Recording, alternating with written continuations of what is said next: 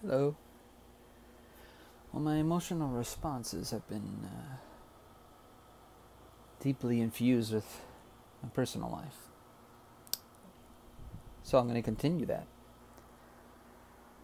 I had a post that I put up what we think healing looks like versus what healing actually looks like. And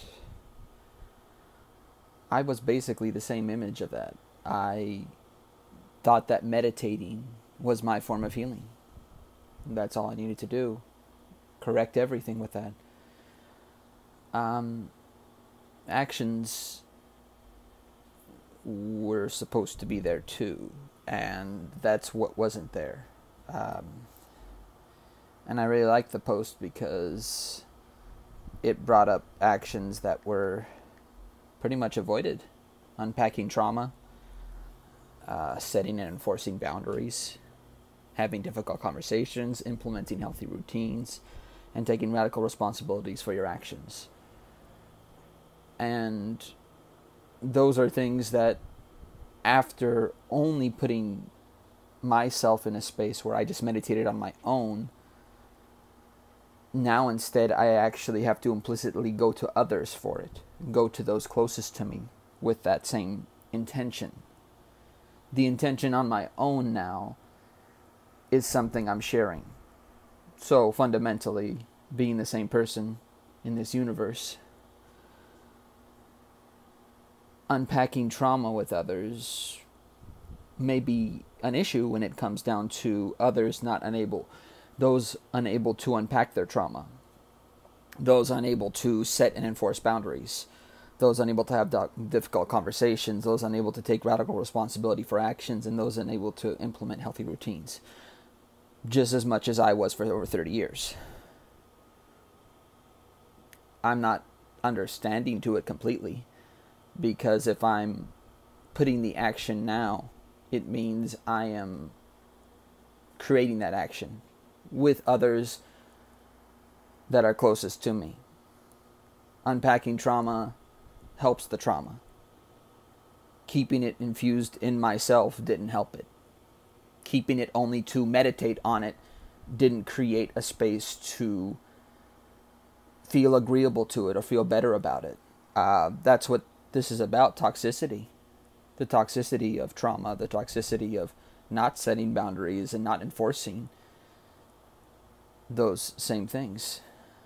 Didn't do that. So doing that now has healed a lot of parts of me that wouldn't have been. And seeing reactions to it in the way it was, in the way it has been and is interesting, to say the least. Hurtful, to say the most. Because it's about willingness. And my willingness to meditate before is great. But also my willingness now to do all these other parts is great. Because it means I'm willing to work on the trauma and talk about it and not just live in that trauma, which is an important part.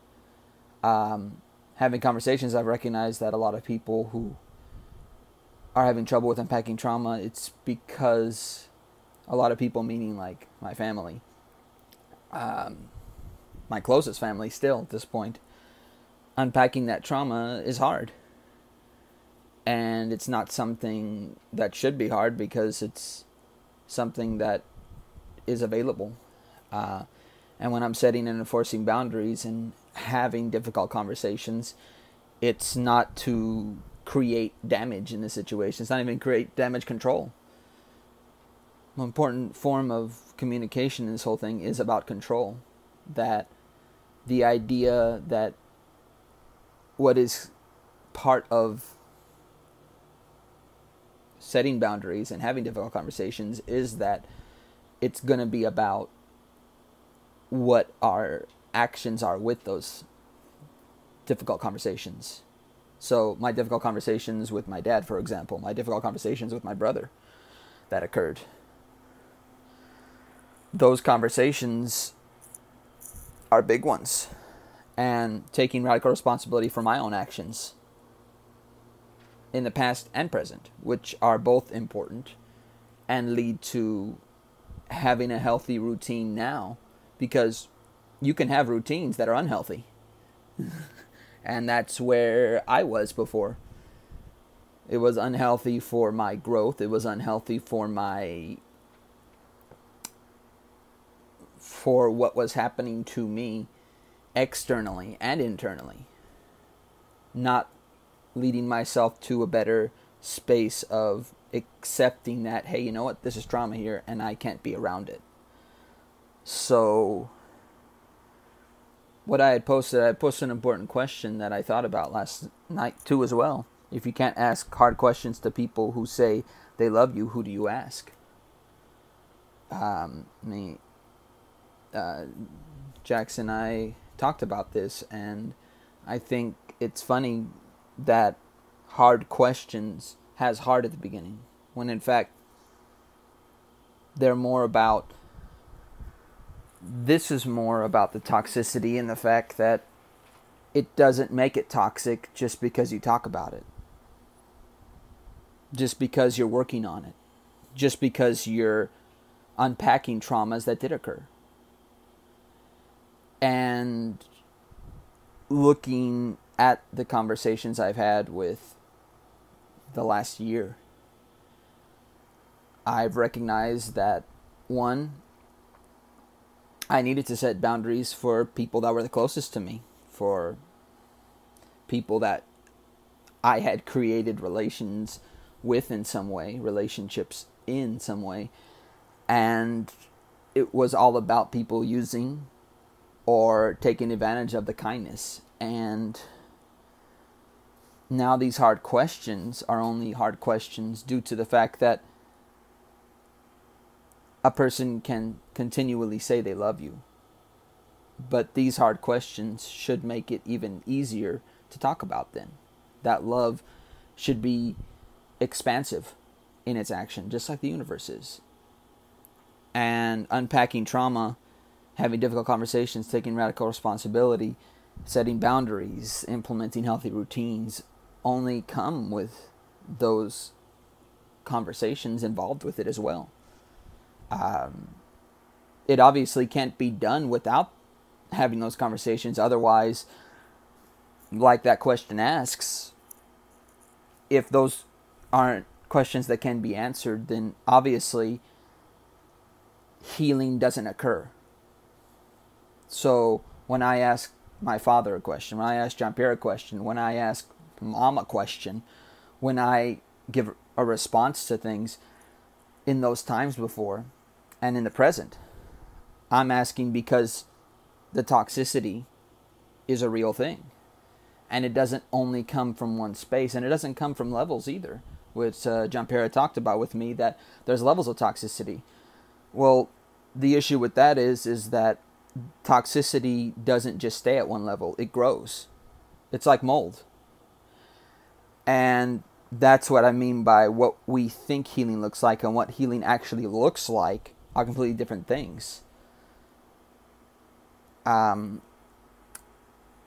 That's where what happens in a situation is that you have to acknowledge those things, and you should be talking about those things to bring up to everybody one of two things. One, hey, you know what? I'm not going to agree with what you're doing because that's toxic. That's an action that doesn't sit well with me, and I want you to know that. And there's got to be that voice of like, hey, you know what? I can look at this from even a meta standpoint, because Metafiction is one of my favorites, that I can ask, what do you think about what you're feeling?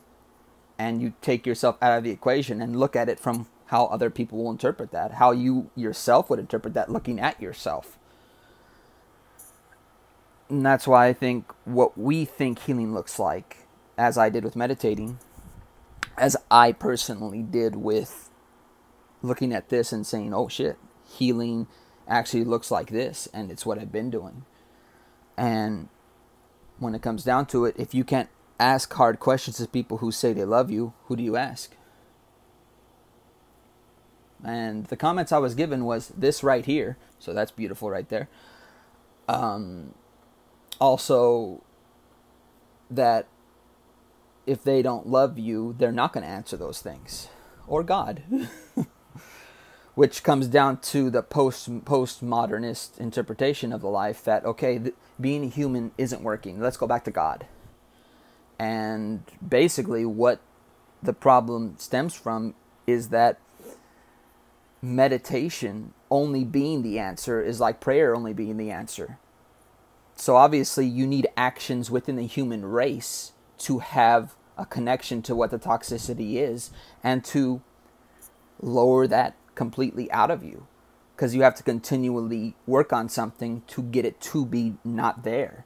To get it to be understood that, hey, you know what, we got to have these deeper conversations and have these hard questions answered. So they're not hard questions anymore. So they're just easily, as myself, an open thing to just connect to and to be able to establish yourself in any space and feel safe in any space and be able to look at any space and say, you know what, I can grow here and blossom here as well. Thank you.